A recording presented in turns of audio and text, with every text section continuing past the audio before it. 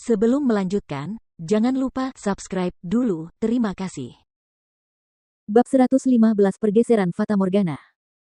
Ketika orang-orang di bawah panggung melihat pemandangan itu, ekspresi mereka menunjukkan berbagai tingkat keterkejutan.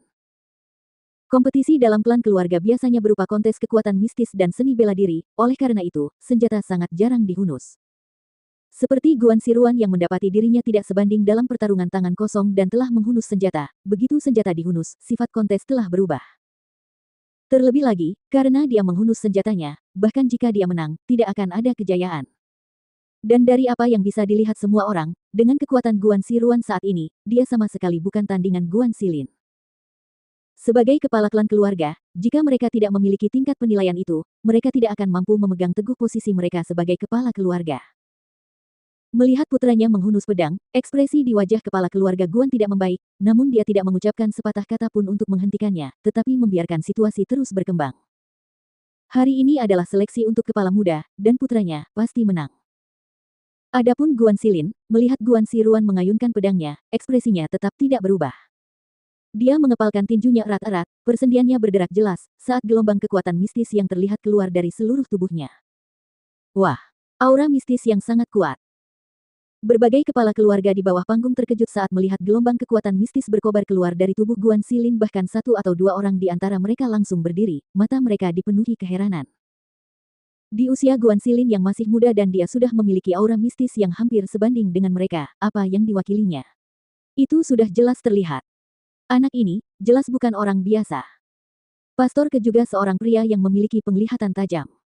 Ketika dia melihat intensitas aura mistis dan keagungan yang memancar dari tubuh Guan Silin, seluruh tubuhnya terkejut, dan dia bergumam pada dirinya sendiri tanpa daya, aku salah melihat semuanya. Salah melihat semuanya. Kesin Ya juga menatap Guan Silin di atas panggung dengan terdiam tertegun, tubuhnya sedikit gemetar, tidak dapat mempercayai apa yang dilihat oleh matanya. Bagaimana dia menjadi begitu kuat? Bagaimana dia menjadi sangat kuat? Dan di sisi lain di bawah panggung, ketika Patriark Senior Guan yang masuk mengikuti di belakang menatap Guan Silin yang gagah berani dan tangguh berdiri di atas panggung dengan dingin dan menyendiri, dia tiba-tiba teringat kepada putranya yang paling menonjol itu, mata tuanya terkejut saat dia menatap sosok yang tinggi dan memikat itu, hatinya merasa sangat rumit. Pada saat itulah, sosok Guan Silin bergerak menyerang, kecepatannya begitu tinggi sehingga beberapa sosok duplikatnya terlihat di atas panggung.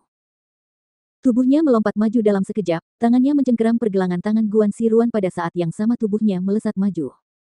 Dia mengerahkan kekuatan ke tangannya dan menariknya dengan tajam ke bawah, menimbulkan suara retakan tajam, dan suara ratapan menyedihkan segera terdengar setelahnya. Aduh! Dentang! Pedang di tangan Guan Siruan terjatuh ke panggung, dengan suara keras dan jelas.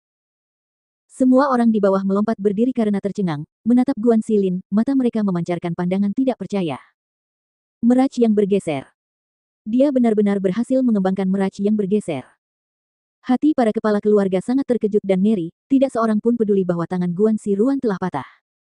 Yang mereka khawatirkan saat itu adalah, bahwa Guan Silin telah mampu mengeksekusi jurus meraj yang bergeser.